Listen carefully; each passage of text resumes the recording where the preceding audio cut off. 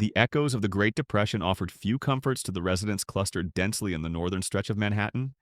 Yet amidst the grinding poverty and institutional neglect, a parallel economy thrived, sustained by risk, hope, and the relentless pull of chance. This was Harlem, a labyrinthine republic of brownstones and dimly lit speakeasies where culture was a shield and illicit enterprise was the true mechanism of survival. In this volatile, intensely territorial environment, a man's reputation preceded him like a shockwave, and the name Ellsworth Bumpy Johnson carried the weight of impending, unavoidable force. Bumpy Johnson, newly arrived from Philadelphia, and possessing a sharp intellect honed both in the library and in earlier skirmishes on the eastern seaboard, was already marked by a restless ambition and a dangerous capacity for strategic violence. He moved through the streets not as a brute, but as a calculated observer, a piece of kinetic chess ready to be deployed. But even the most promising independent operator required patronage, a platform from which to ascend beyond mere street fighting into the realm of organized, sophisticated criminal governance. And that platform was controlled by the most formidable figure in Harlem's illicit financial world, Madame Stephanie St. Clair. Stephanie St. Clair was not merely a racketeer, she was a sovereign. Originally from the French Caribbean, perhaps Martinique, St. Clair had cultivated an image of fierce, almost regal independence. She dressed immaculately, communicated in precise, often intimidating terms, and presided over the numbers game, the illegal lottery that formed the backbone of Harlem's economy. The numbers game was revolutionary in its simplicity and profound in its social impact. Unlike the large, remote banks, St. Clair's operation was deeply embedded in the community, providing employment to hundreds of runners, collectors, and accountants, many of whom were marginalized black women and men who would find no other respectable work. This was her empire, a meticulously organized enterprise that collected pennies and dimes from thousands of hopeful bettors daily, processing vast sums with surprising efficiency, paying out fortunes to lucky winners, and ensuring a steady, reliable profit stream that fueled her considerable power. She was known simply as the Queen of the Numbers, and she was not inclined to share her throne. By the early 1930s, however, the very success and autonomy of St. Clair's operation attracted predatory scrutiny from outsiders whose avarice knew no racial boundaries. The end of Prohibition had left many established white mobs scrambling to find new, reliably lucrative revenue streams, and the Harlem numbers racket, flush with cash and seemingly unprotected by established political structures, represented an irresistibly ripe target. The most dangerous, the most pathologically aggressive of these interlopers was Arthur Flegenheimer, better known and more feared under the moniker Dutch Schultz. Schultz, a notorious killer and bootlegger who had tightened his grip on the Bronx and parts of downtown Manhattan, viewed St. Clair's territory not as a thriving business, but as a colonial outpost ripe for forceful expropriation. The tension escalating rapidly into outright conflict was the precise crucible into which Bumpy Johnson was thrown. St. Clair, recognizing that the street war against Schultz would not be a mere territorial skirmish, but an existential battle requiring unyielding resolve and strategic brilliance, needed more than conventional muscle. She needed a chief lieutenant, a security strategist, and a figurehead of defiant resistance capable of countering Schultz's organized terrorism. This is where the legend of Bumpy truly crystallized. He was not chosen merely for his willingness to engage in violence. Harlem had no shortage of tough men.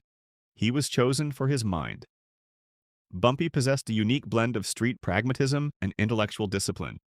He devoured philosophy and history, understood logistics, and appreciated the importance of public relations, even in the illicit trade. He saw the conflict not just as a fight for revenue, but as a defense of Harlem's hard-won independence from outside domination.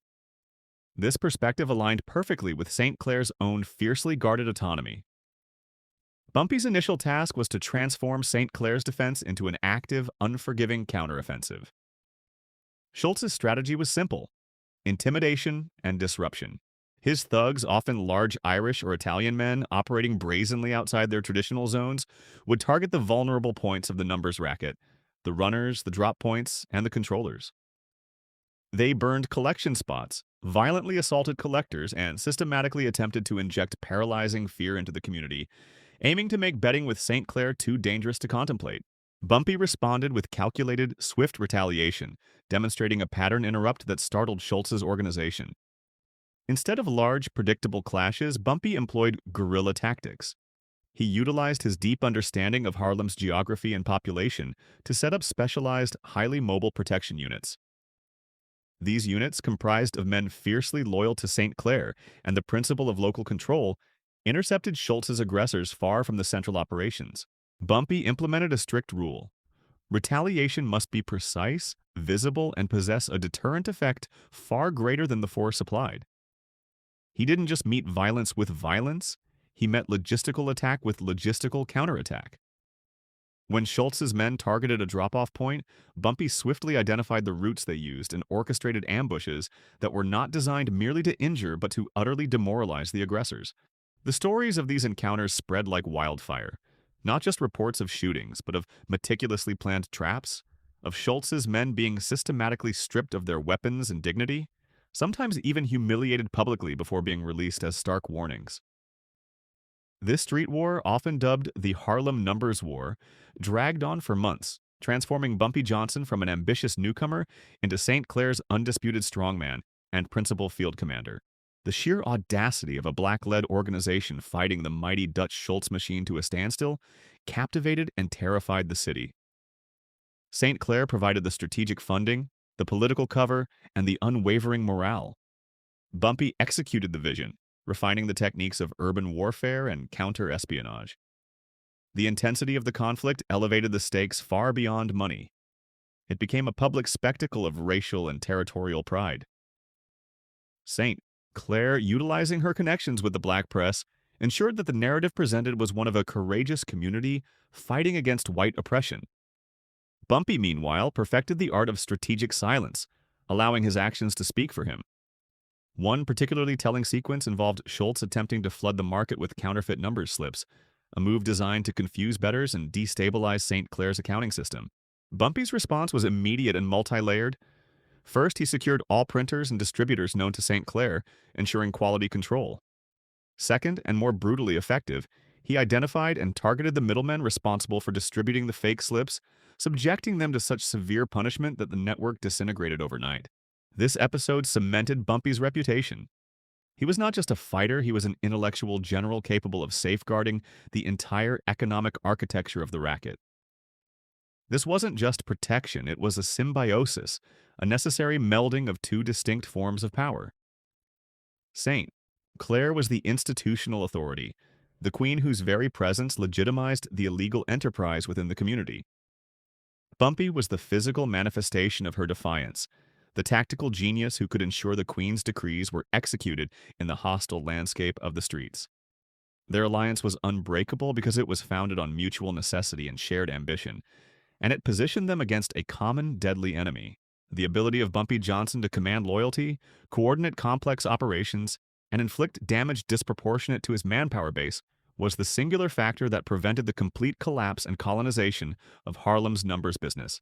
The war with Dutch Schultz reached its fever pitch when Bumpy began targeting Schultz's own runners outside of Harlem, effectively returning the pressure and disrupting the flow of capital back into the white mob's coffers. This pattern of aggressive yet always calculated retaliation began to chip away at Schultz's seemingly limitless resources and, more importantly, his reputation for invincibility. Schultz was used to easy victories, to overwhelming force. He was unprepared for an opponent who could anticipate his moves and utilize the very geography of the city against him. Bumpy's final strategic brilliance lay in turning the political heat onto Schultz, ensuring that police attention, often bribed away from Harlem, was directed toward the disruptive white mob violence that threatened the stability of the entire city. The great revelation of this period was that Bumpy Johnson was not merely the loyal bodyguard of the Queen. He was her co-architect of survival. He proved that an organized black operation, utilizing superior intelligence and strategic patience, could stand toe-to-toe with the most feared figures in the organized crime landscape and emerge victorious. The months of intense, brutal warfare culminated not in a surrender by St. Clair, but in a grudging, tactical retreat by Dutch Schultz. The cost, both in manpower and constant required aggression, proved too high for Schultz to maintain. He eventually decided to focus his energies elsewhere, leaving St. Clair and, by extension, Bumpy Johnson, the undisputed victors of the numbers war. Schultz, the mighty conqueror, was defeated not by federal agents or rival Italian gangs, but by the coordinated defense orchestrated by a meticulous enforcer and his unyielding queen. Bumpy Johnson had cemented his place, securing his loyalty to Stephanie Saint, Clair, and simultaneously establishing himself as the primary figure responsible for Harlem's continued autonomy. His rise was complete. He was no longer merely Bumpy Johnson, the hoodlum from Philadelphia. He was the chief lieutenant, the strategic cornerstone, and the recognized heir apparent to Harlem's criminal sovereignty. But securing the throne is often easier than holding it. The defeat of Dutch Schultz merely cleared the field of the immediate threat. The dynamics of power once established are never static, and the next challenge would come not from external forces, but from the internal pressures of ambition and the changing nature of organized crime in America. Bumpy Johnson had gained the experience, the reputation, and the resources to ensure his ascent. The question now remains, how did this trusted lieutenant, having successfully defended his queen and her empire, transition from the role of protector to supreme power, and what became of the formidable partnership with Madame Stephanie St. Clair? We delve into Bumpy's transformation, the shift in loyalties, and the ultimate consolidation of his legendary status in the next chapter. The ground beneath Harlem was already saturated with blood and ambition, but the rising tide of conflict promised an outright deluge. This was the precipice, the moment that defined the partnership between the calculating, fiercely independent Stephanie St. Clair, the queen of the numbers, and Ellsworth Bumpy Johnson, the disciplined strategist who had transitioned seamlessly from street tough to her indispensable chief of security. The threat they faced was not merely competition, it was annihilation, personified by the venomous ambition of Arthur Flagenheimer, better known to the underworld and the nascent federal authorities as Dutch Schultz. Schultz, having dominated the beer and alcohol trade during Prohibition, now sought to consolidate control over the lucrative, resilient, and virtually tax-free enterprise of the numbers racket. And Harlem, yielding millions in untraceable cash daily, was his ultimate necessary prize. Bumpy Johnson understood the gravity of the situation not just in tactical terms, but existentially. Unlike the white mobs who viewed Harlem merely as a resource to be exploited, St. Clair's operation was intrinsically linked to the community. Her collectors were local residents, her profits circulated back, often providing unadvertised social support that the city government failed to deliver. To lose the numbers game was to lose one of the few avenues of autonomous economic power available to the black community in an otherwise segregated metropolis. Bumpy's task was Herculean: to defend a sprawling, highly decentralized network of runners and riders against a centrally managed, massively financed invasion force backed by institutional corruption and brutal, indiscriminate violence. The initial skirmishes were chilling and effective in establishing Schultz's barbarity. Drive-by shootings targeting collection points, the brutal intimidation of small-time operators, and the strategic bombing of establishments that dared to house St. Clair's operations became common occurrences, but Bumpy did not respond with simple, reactive street violence. His strategy was rooted in intelligence and asymmetry. He realized that Schultz's strength lay in overwhelming force and his assumption that the black operators would panic and fold under pressure. Bumpy's counter-strategy relied on precision, psychological warfare, and exploiting the very structure of the numbers game. The numbers racket, based on the daily stock exchange or racetrack results, required trust and rapid information flow. Bumpy ensured that every attempt by Schultz's men to infiltrate the network was met not with a frontal assault, but with total disruption of that trust. Runners found themselves ambushed in unexpected locations, not merely beaten, but meticulously stripped of their collection satchels, sending a clear message. The attempt to betray St. Clair would cost them everything, financial loss being more damaging than physical pain in a business predicated on profit. He used misdirection, ensuring that the few Schultz men Bumpy's crew targeted were neutralized with extreme prejudice and theatrical visibility, creating the illusion of omnipresence and overwhelming strength, when in fact St. Clair's forces were numerically inferior. This phase of the conflict represented the true genesis of Bumpy's legend. He became a ghost, moving between the jazz clubs and the tenement rooftops, personally overseeing the intricate ballet of deterrence. He was ruthless but never wasteful, ensuring that any violence served a specific, demonstrable purpose. This meticulous approach earned him the respect, however grudging, of his own men and, crucially, the anonymity of the Harlem residents. The community saw him not as an aggressor, but as the shield preventing a greater, more foreign evil from consuming their neighborhood completely. The escalating tension culminated in a series of direct challenges.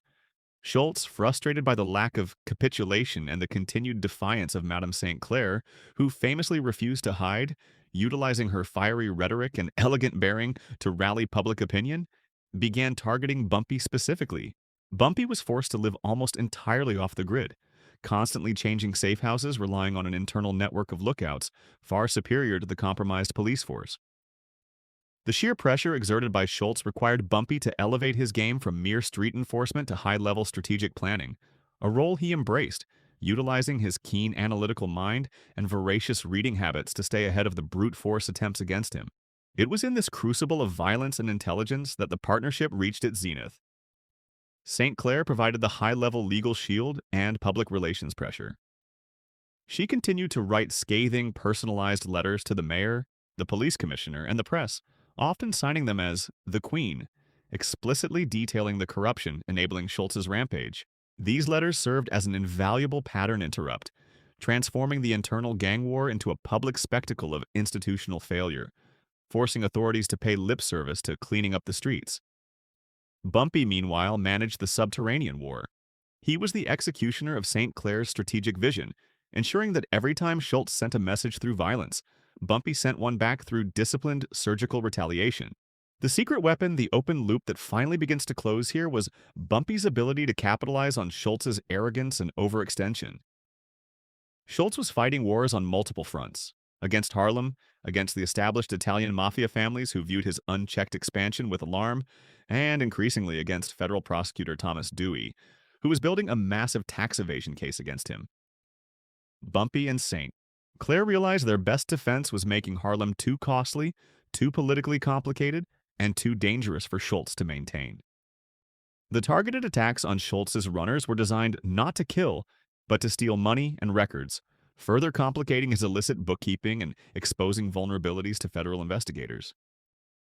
This was a sophisticated strategy of triangulated pressure: violence from Bumpy's crew, political pressure from St. Clair's letters, and judicial pressure from Dewey. The climax arrived not in a massive, definitive street battle led by Bumpy, but in the rapid, systemic collapse of Schultz's overinflated empire, a collapse heavily contributed to by the sustained harassment he received in Harlem. By late 1935, Schultz was desperate, paranoid, and increasingly erratic. He attempted to convince the ruling commission, led by Lucky Luciano, to sanction the assassination of Thomas Dewey. When they refused, fearing the catastrophic consequences of killing a high-profile prosecutor, Schultz planned to proceed anyway, a move that sealed his fate.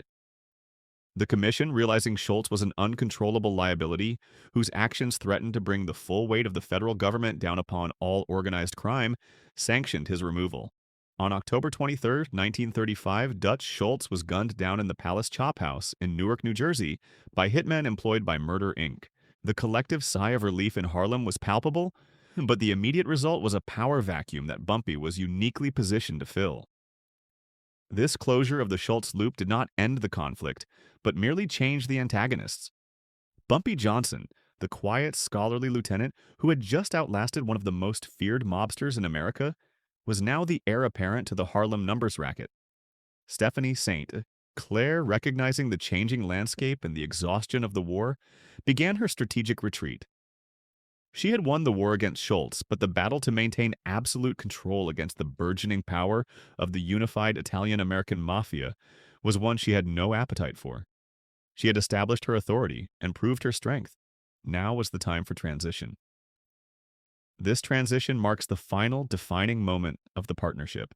Bumpy Johnson, utilizing his newfound reputation and his strategic brilliance, approached the ruling Mafia Commission, personified by Lucky Luciano, not as a vanquished foe or a subordinate, but as an equal negotiating power.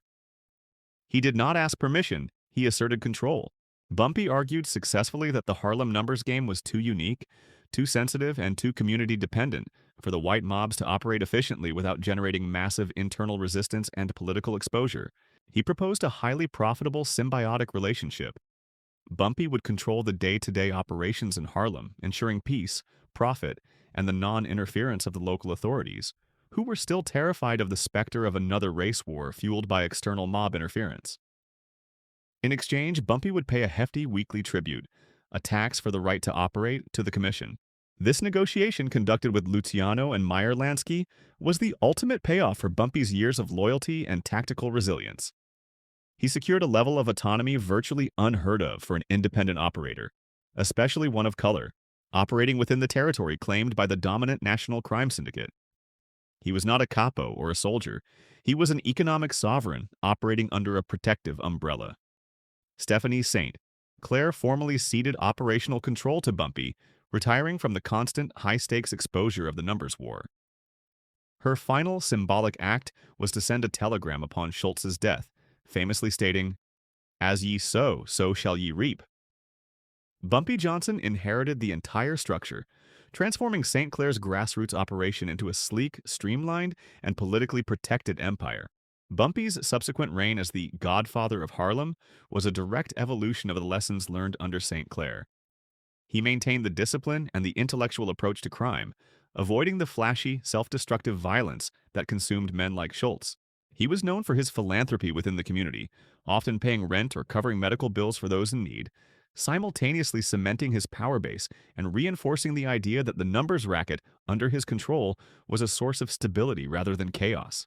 He operated with the quiet authority of a philosopher who had stumbled into the role of a king, a reputation that followed him through decades of arrests, imprisonments, and continued dominance until his death in 1968. The partnership between Bumpy Johnson and Stephanie St. Clair, therefore, was not merely a collaboration between a boss and her enforcer. It was a highly effective, strategically brilliant alliance that successfully defended a vital economic zone against superior external forces. It was a fusion of St. Clair's sophisticated political maneuvering and Bumpy's tactical genius and unflinching resolve, resulting in the survival and consolidation of the Harlem racket. Their success laid the foundation for Bumpy's extended reign, proving that in the criminal underworld, intelligence and strategic patience could ultimately triumph over sheer brutality. The tale of Bumpy Johnson's ascent from street hustler to independent sovereign, secured through the crucible of the war against Dutch Schultz, reminds us of a fundamental truth regarding the structure of power. Often, the true test of leadership is not how you build an empire, but how effectively you defend it against those who seek to tear it down. The partnership secured Harlem's economy, redefined the limits of organized crime autonomy, and established Bumpy Johnson as a historical figure whose legacy continues to echo far beyond the confines of the numbers game. If these complex dynamics of power, racial autonomy, and the ruthless efficiency of criminal strategy in Depression-era America capture your attention, consider delving deeper into the biographies and police records that chronicle the extraordinary lives of these figures. The full account of how they navigated the perilous intersection of ambition and institutional racism offers profound insight into the making of modern organized crime.